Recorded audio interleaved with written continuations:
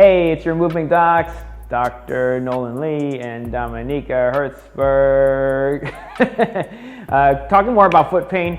And one of the major reasons people have foot pain and all these different problems is they don't activate their arches correctly, and those muscles under there are weak. So we use shoes and thick soles, and we never actually get to use the foot muscle. So walk barefoot more is one thing, right? But to learn to reactivate those arch muscles. And the concept is this: you want 3 points of contact: the big toe ball mound, the small toe ball mound, and the heel. And underneath should be an arch between those points. So at first it's difficult, right? But it's like you're suction cupping the floor with your arch. Okay, so you want to keep contact with those 3 points, but you also want to create an arch. So imagine you're trying to make room for a little bug to crawl under, an ant or something like that, non-threatening, all right?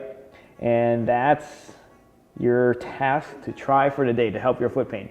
So if you like that, share it, like us, follow us, and stay body wise.